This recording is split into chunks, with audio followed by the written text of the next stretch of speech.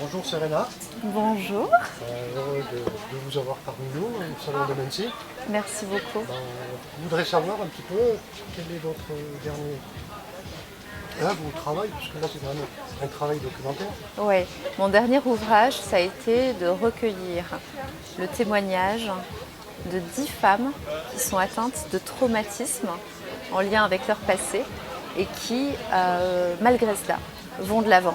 Donc dans ces nouvelles, ces 10 nouvelles, on va explorer, on va soulever le voile des traumatismes qui les ont conduites justement vers des voies qu'on pourrait ne pas comprendre et explorer leur psyché. C'est très intéressant dans la mesure où on va explorer la dissociation psychologique. C'est comme si des femmes en fait avaient un voile devant les yeux et percevaient le monde d'une autre façon.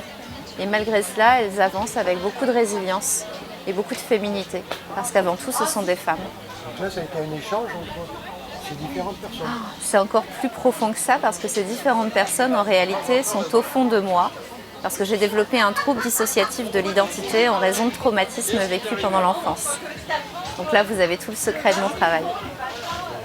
Donc c'est la personnification de mes traumatismes. Et sinon, qu'est-ce que vous avez comme Alors, vous êtes j'écris également sur des personnes une toujours- comédie familiale qui est basée sur l'histoire d'une directrice d'EHPAD quadragénaire divorcée qui a une revanche à prendre sur sa vie de femme et qui est envoyée par son groupe dans un établissement que le groupe a repris pour redresser les comptes.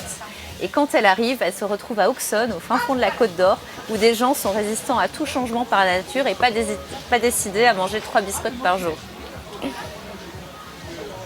Et puis, la série Les Chats, c'est une comédie romantique dans laquelle on voit évoluer une femme qui se cherche et qui, à travers la succession de ses échecs amoureux, va découvrir que la faute ne vient pas forcément des hommes et qu'elle a peut-être une particularité. Et là, elle va replonger dans son passé pour essayer de réparer les choses.